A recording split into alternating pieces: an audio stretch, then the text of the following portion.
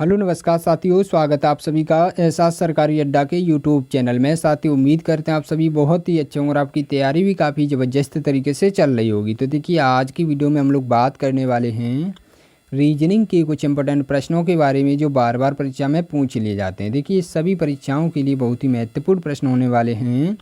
आप किसी भी गवर्नमेंट एग्जाम की तैयारी कर रहे हैं, इस टाइप के प्रश्न हमेशा पेपर में देखने को मिलेंगे। तो देखिए, आसान ट्रिक के साथ प्रश्नों को सॉल्व करने वाले हैं। तो ये रीजनिंग का पार्ट नंबर 9 होने वाला है। साथ ही इससे पहले 8 पार्ट करा चुके हैं। यदि आप लोगों ने उन पार्टों को नहीं देखा है तो प्लीज़ देख लीजिएगा, क्योंकि हम अपनी वीडियो में उन्हीं प्रश्नों को कवर करते हैं जो बार बार परीक्षा में पूछे गए प्रश्न होते हैं, जो रिपीटेड टाइप के प्रश्न होते हैं। और रीजनिंग में जितने भी टाइप के प्रश्न बनते हैं साथ ही वो सारे टाइप के प्रश्न हम लोग पार्ट वाइज कवर कर रहे होंगे। तो आप लोग सीरीज से अवश्य जुड़ जाएंगे। तो चलिए वीडियो को स्टार्ट करते हैं। देखते हैं अपना पहला प्रश्न क्या दे रखा है।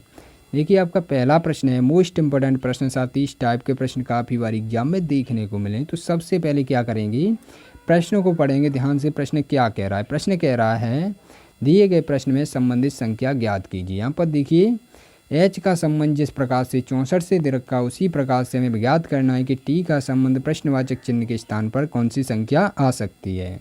तो आप लोग सबसे पहले क्या करेंगे, एच से देखेंगे कि हम 64 कैसे बना सकते हैं। तो आप लोगों को इस टाइप से सोचने में काफ़ी तकलीफ हो रही होगी। तो आप लोग क्या कर सकते हैं, यहाँ पर एच की नंबरिंग भी कर सकते हैं। तो एच की नंबरिंग करेंगे अल्फ़ाबेटिक क्रम में। एच आपका 8 नंबर पर आता है, तो इस प्रकार से नंबरिंग कर लेंगे।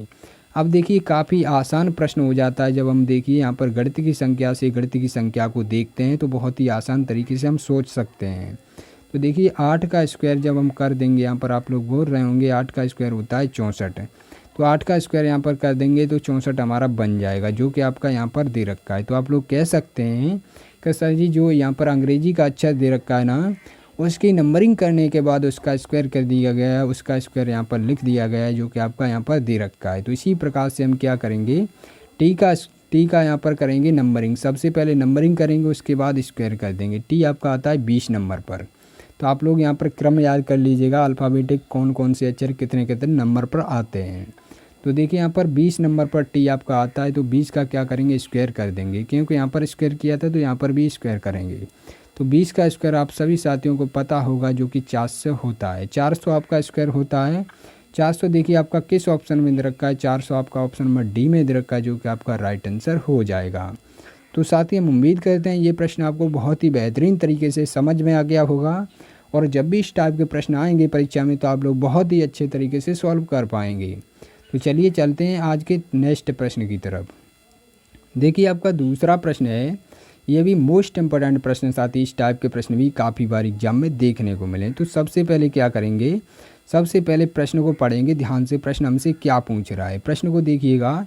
यहाँ पर प्रश्न कह रहा है एक निश्चित सांकेतिक भाषा में EAT को 318 के रूप में लिखा जाता है। तो चेयर को, मतलब चेयर के अक्षरों में क्या है, CHAIR को 24,156 के रूप में लिखा जाता है। तो उसी सांकेतिक भाषा में टीचर को कैसे लिखा जाएगा। अब देखिए, जब भी इस टाइप का प्रश्न आएगा, इसकी बहुत ही बेहतरीन ट्रिक हम आपको पहले भी बता चुके हैं। तो देखिए, इस टाइप के प्रश्नों को कैसे सॉल्व किया जाता है आसान तरीके से। सबसे पहले देखिएगा, यहाँ पर ईट दे रखा है ना, ईट का क्या कोड दे रखा है, 318 दे रखा है। तो इसी प्रकार से यहाँ पर चेयर का भी दे रखा है। यहाँ पर देखिए 24,156 दे रखा है चेयर का। तो हम सबसे पहले क्या करेंगे, यहाँ पर चेक करेंगे क्या हमारी ये नंबरिंग करके अक्षर लिखे गए हैं। तो सबसे पहले देखिएगा, ईट आपका यहाँ पर देखिए लिख लेते हैं, EAT इस प्रकार से लिख लेते हैं। अब देखिए, इनका कोड इसके नीचे लिख लेंगे, क्योंकि देखिए 3 यहाँ पर लिख लेंगे, एक ए के नीचे 1 लिख लेंगे, और देखिए टी के नीचे 8 लिख लेंगे। इस प्रकार से इनका कोड लिख लिया। अब देखिए क्या करेंगे, अब देखेंगे क्या हमारा ई वास्तव में 3 नंबर पर आता है। नहीं आता है ना, आपको पता होगा, पर वास्तव में ए तो आपका एक ही नंबर पर आता है। देखिए, टीवी 8 नंबर पर नहीं आता है, 20 नंबर पर आता है। तो आप लोग यहाँ पर देखिएगा, ये 5 नंबर पर आता है, ये तो एक ही नंबर पर आता है, और टी आपका आता है 20 नंबर पर। तो क्या आपको यहाँ पर कोई सीक्वेंस नज़र आ रहा है। तो देखिए, आप 5 से तो यह कर सकते हैं कि सर जी हम इस दो घटा देंगे तो यहाँ पर 3 प्राप्त हो जाएगा। पर 8 में से क्या करोगे भाई, 12 घटाने जाओगे क्या, यहाँ पर कोई सीक्वेंस लग रहा है, नहीं लग रहा है। तो जब भी सीक्वेंस नहीं लगेगा तो प्रश्न को इस प्रकार से सॉल्व नहीं कर सकते। अब आपका प्रश्न काफ़ी आसान हो चुका है। अब देखिए, आसान कैसे हो चुका है हम आपको बताएंगे। सबसे पहले देखिएगा क्या हमारा ईट और चेयर के अक्षरों से मिलाकर क्या हमारा टीचर बनाया जा सकता है? सबसे पहले अक्षरों को देखेंगे। देखो टी इसमें दे रखा है तो टी इसमें भी दे रखा है। इस प्रकार से देखिए ई इसमें दे रखा है तो देखो ई इसमें भी दे रखा है। अब देखो ए इसमें दे रखा है तो ए इसमें भी दे रखा है। तो देखिए सी इसमें दे रखा है, सी इसमें दे रखा है, एच इसमें दे रखा है, एच यहाँ पर भी दे रखा है। यहाँ पर देखिए ई दे रखा है, वापस से ई यहाँ पर दे रखा है। तो देखिए आर यहाँ पर दे रखा है, आर यहाँ पर दे रखा है। जब सारे अक्षर मिल रहे हों हमारे जो शब्द दे रखे हैं उनमें, तो हमारा बहुत ही आसान तरीके से प्रश्न सॉल्व किया जा सकता है। तो हम लोग क्या करेंगे, सबसे पहले यहाँ पर देखिए कोड लिख लेंगे। जो भी इन शब्दों का कोड होगा वो ही इनका कोड हो जाएगा। तो देखिए टी आपका कितने नंबर पर, 8 नंबर पर, जो लास्ट में दे रखा है ना, टी का कोड क्या 8 दे रखा है। तो 8 को यहाँ पर सबसे पहले लिखेंगे, टी के नीचे क्या लिखेंगे 8 लिखेंगे। अब देखिए ई का कोड क्या लिखेंगे, ई का कोड यहाँ पर देखो पहले नंबर पर ई है तो पहले नंबर पर यहाँ पर 3 दे रखा है। इस प्रकार से लिख लिया। अब देखिए ए दे रखा है, ए देखो बीच में दे रखा है तो बीच में मतलब एक नंबर पर दे रखा है। तो यहाँ पर देखिए एक को लिख लिया। अब इसी प्रकार से क्या करेंगे, सी आपका कितने नंबर पर दे रखा है, सी आपका पहले नंबर पर दे रखा है 2 नंबर। तो यहाँ पर देखिए सी का कोड क्या हो जाएगा 2 हो जाएगा। अब इसी प्रकार से देखिए जब भी हमने इतना प्रश्न सॉल्व कर लिया, अब आप क्या देखेंगे परीक्षा में, सबसे पहले देखेंगे 8312 किस ऑप्शन में दे रखा है। जिस ऑप्शन में 8312 से स्टार्ट हो रहा होगा उस ऑप्शन को मैं छोड़कर बाकी ऑप्शन हम काट दूंगा यहीं से। तो देखिए यहाँ पर क्या करेंगे, ये तो हो ही नहीं सकता। ये देखिए 83 13 दे रखा है, ये देखो यहाँ पर 12 होना चाहिए था, ये भी नहीं हो सकता। अब देखिए ये देखो 83 21 दे रखा है, ये भी नहीं हो सकता। तो हमारा right answer option number D हो जाएगा। साथ ही हम उम्मीद करते हैं ये प्रश्न आपको समझ में आ गया होगा। तो देखिए यहाँ पर पूरा प्रश्न सॉल्व करने की कोशिश करेंगे, क्योंकि हम लोग यहाँ पर प्रैक्टिस कर रहे हैं। बाई चांस इस प्रकार से नहीं दे रखा होगा तो क्या करेंगे, पूरा भी तो सॉल्व कर सकते हैं। तो देखिए यहाँ पर बाजी प्रश्न ऐसे होते हैं कि इतना ही सॉल्व करने पर आ जाता है ऑप्शन में जवाब। तो देखिए यहाँ पर क्या करेंगे, यहाँ पर देखिए अब एच का कोड देखेंगे। एच का कोड आपका 4 दे रखा है तो यहाँ पर 4 को लिखेंगे। और देखिए ई का कोड क्या दे रखा है, ई पहले नंबर पर, तो पहले नंबर पर 3 दे रखा है, इस प्रकार से लिखा। अब आर को देखेंगे, आर देखिए आपका लास्ट में है तो लास्ट में 6 दे रखा है तो 6 को यहाँ पर लिख देंगे। तो इस प्रकार से आपका कोड बन चुका है। यहाँ पर देखिए 83 12 43 6 इस प्रकार का किस ऑप्शन में दे रखा है, देखिए आपका ऑप्शन नंबर डी में ही तो दे रखा है, जो कि आपका राइट आंसर हो जाएगा। तो साथ ही हम उम्मीद करते हैं, देखिए स्क्रीनशॉट लेना चाहते हैं तो ले सकते हैं। तो चलिए चलते अपने नेक्स्ट प्रश्न की तरफ। ये प्रश्न आपको काफ़ी अच्छे तरीके से समझ में आ गया होगा, और जब भी इस टाइप के प्रश्न आएंगे परीक्षा में तो आप लोग बहुत ही बेहतरीन तरीके से सॉल्व कर सकते हैं। तो देखिए आपका नेक्स्ट प्रश्न क्या दे रखा है। देखो आपका तीसरा प्रश्न है, ये भी मोस्ट इम्पोर्टेंट प्रश्न है। साथ ही इस टाइप के प्रश्न भी काफ़ी बार एग्जाम में देखने को मिले हैं। तो सबसे पहले देखिएगा यहाँ पर क्या कह रहा है, लुप्त संख्या ज्ञात करवा रहा है। तो लुप्त संख्या कहाँ पर दे रखी है, लुप्त संख्या देखिए आपकी यहाँ पर दे रखी है, ये प्रश्नवाचक चिन्ह दे रखा है रेड कलर का। अब देखिए क्या करेंगे, यहाँ पर प्रश्नवाचक चिन्ह के स्थान पर संख्या हम लोग कैसे भर सकते हैं। तो सबसे पहले देखिएगा इस गोले में किस प्रकार की संख्याएं दे रखी हैं। देखो यहाँ पर एक प्लस का सिंबल बन रहा होगा इस प्रकार का, देखो यहाँ पर एक गोले में प्लस का सिंबल बन रहा होगा। तो सबसे पहले इस टाइप का प्रश्न दे रखा होगा परीक्षा में, तो हम क्या करेंगे, ये 3 संख्या आपस में ऐड करके देखेंगे। इस प्रकार से देखेंगे इन तीनों का कुछ किया होगा। देखो यहाँ पर इस वाले पोर्शन को हम सबसे पहले सॉल्व करने का प्रयास करेंगे। यहाँ पर देखो कुछ किया होगा, 4 और 5 का क्या करेंगे, आपको नज़र आ रहा होगा। 4 और 5 का हम क्या करेंगे, 5 में से 4 को घटा देंगे तो हमारे पास 1 बन जाएगा, जो कि आपका यहाँ पर दे रखा है। तो इसी प्रकार से इस वाले पोर्शन में भी लगना चाहिए लॉजिक। तो क्या करेंगे, यहाँ पर देख लेंगे इसी प्रकार से देखेंगे। 8 और 3 को जब हम माइनस करेंगे आपस में तो कितना 5 बनने वाला है, पर यहाँ पर तो दे रखा है 125। तो आप लोग बोल सकते हैं सर जी 5 का क्यू जो होता है वो होता है 125। देखिए 125 यहाँ पर आ चुका है।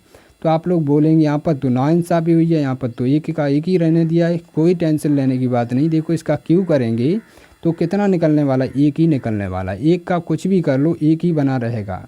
अब देखिए यहाँ पर 1 रह गया है, तो आप लोग समझ गए होंगे यहाँ पर क्या कर रहा है, इन दोनों संख्याओं का डिफरेंस का क्यू कर रहा है। तो देखिए इन दोनों संख्याओं का डिफरेंस क्या निकल के आएगा, 6 निकल के आएगा। 6 का जब हम क्यू करेंगे तो कितना बन जाएगा, 6 का क्यू होता है 2 से 16, जो कि देखिए यहाँ पर दे रखा है। तो देखिए यहाँ पर अभी तो हम 2 से 16 को टिक नहीं करेंगे, क्योंकि हमारा एक पोर्शन और अभी सॉल्व रहने के लिए रह गया है। तो यहाँ पर क्या करेंगे, 12 में से 9 का डिफरेंस देखेंगे तो कितना रह जाएगा, 3 का डिफरेंस हो जाएगा। जब हम 3 का क्यूब करेंगे तो कितना बन जाएगा, 27 बन जाएगा। 3 का क्यूब कितना बन जाएगा, 27 बन जाएगा, जो कि आपके यहाँ पर दे रखा है। तो आप लोग कह सकते हैं सर जी अब हमारा ये पता चल चुका है, जो भी डिफरेंस संख्याओं का निकल रहा है उनका क्यूब करने पर हमारा आंसर आ गया है। तो देखिए हमारा आंसर क्या हो जाएगा, 2 से 16 आपका राइट आंसर हो जाएगा, जो कि ऑप्शन नंबर सी में दे रखा है। तो साथ ही हम उम्मीद करते हैं ये प्रश्न आपको काफ़ी अच्छे तरीके से समझ में आ गया होगा, और जब भी इस टाइप का प्रश्न आएगा परीक्षा में तो आप लोग बहुत ही अच्छे तरीके से सॉल्व कर सकते हैं। देखिए प्रश्नवाचक चिन्ह के स्थान पर 2 से 16 संख्या भरी जाएगी। तो चलिए चलते अपने नेक्स्ट प्रश्न की तरफ।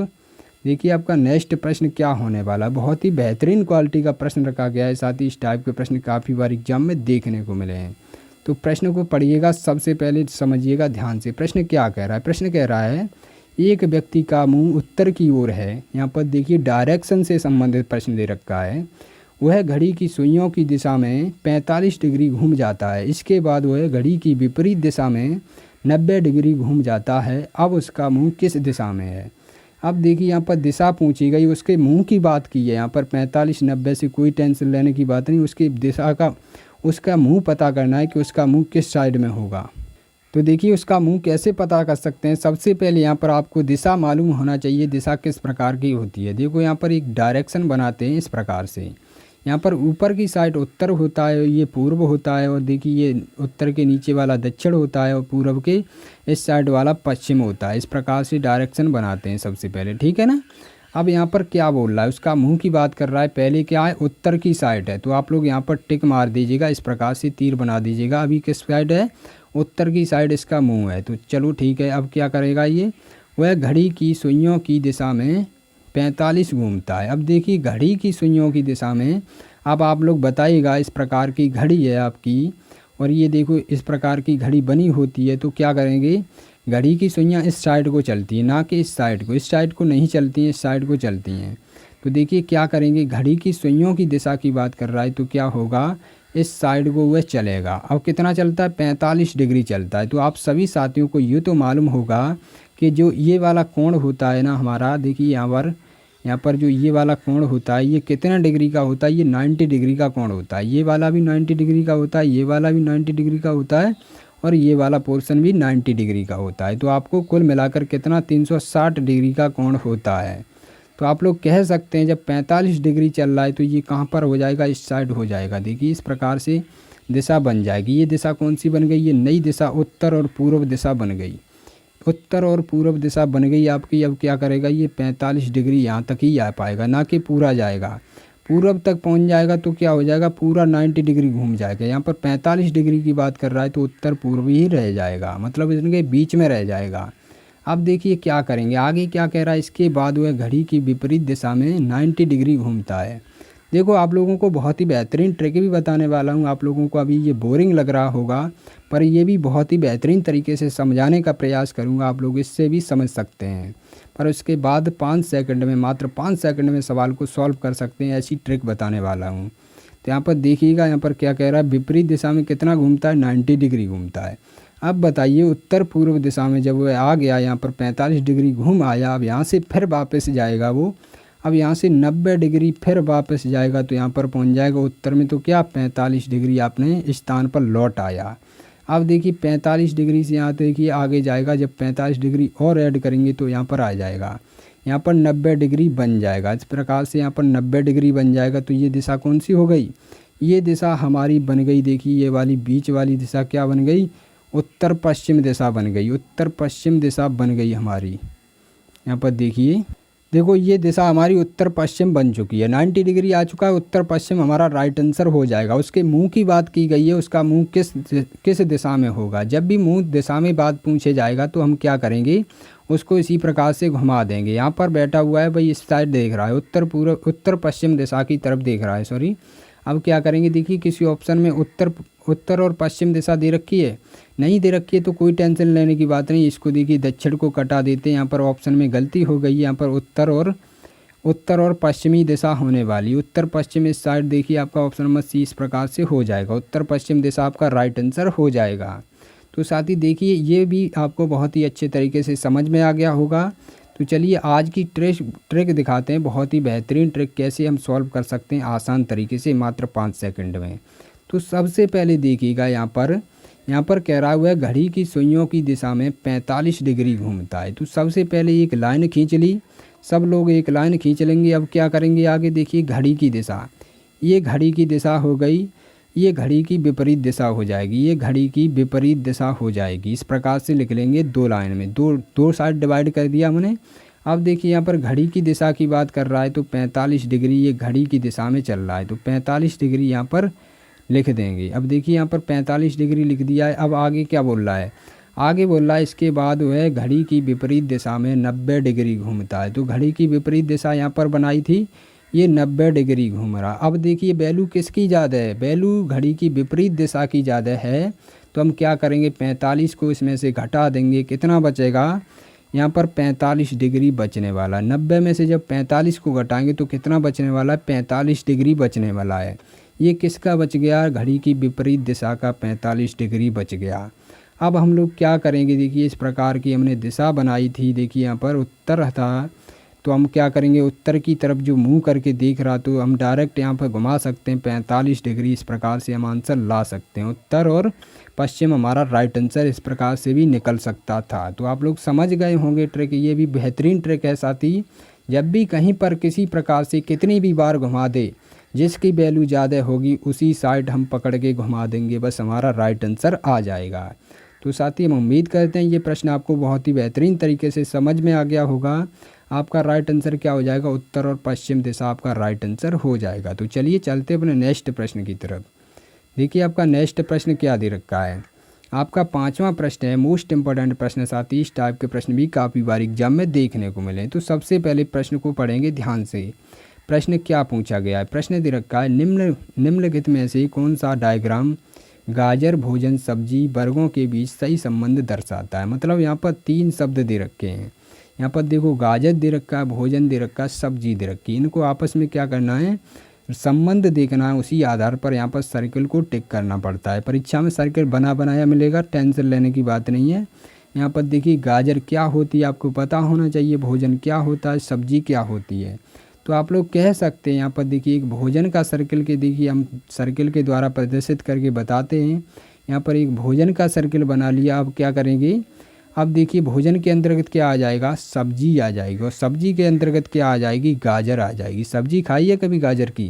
तो देखिए इस प्रकार का आपका डायग्राम बनने वाला है। तो देखिए आपका इस प्रकार का डायग्राम ऑप्शन नंबर ए में दे रखा है, जो कि आपका राइट आंसर हो जाएगा। तो साथ ही हम उम्मीद करते हैं जब भी इस टाइप का प्रश्न आपकी परीक्षा में पूछा जाएगा तो आप लोग बहुत ही अच्छे तरीके से सॉल्व कर पाएंगे। तो चलिए चलते अपने नेक्स्ट प्रश्न की तरफ। और नेक्स्ट प्रश्न की तरफ चलने से पहले साथ ही आप लोगों को बता दें, वीडियो के एंड में टेस्ट के तौर पर, होमवर्क के तौर पर प्रश्न को रखा हूँ। उन प्रश्नों का जवाब सभी साथियों को कमेंट बॉक्स में बताना है। वो प्रश्न आपके रिवीजन के तौर पर रखे जाते हैं। तो देखिए आपका 6वां प्रश्न दे रखा है, मोस्ट इम्पोर्टेंट प्रश्न। साथ ही इस टाइप के प्रश्न भी काफ़ी बार एग्जाम में देखने को मिले। तो सबसे पहले क्या करेंगे, प्रश्न को पढ़ेंगे ध्यान से। प्रश्न क्या कह रहा है, प्रश्न कह रहा है नीचे दिए गए शब्दों का एक सार्थक क्रम, यहाँ पर क्रम लिख लीजिएगा। यहाँ पर प्रथम दे रखा है, क्रम कर लीजिएगा, क्रम में व्यवस्थित करें।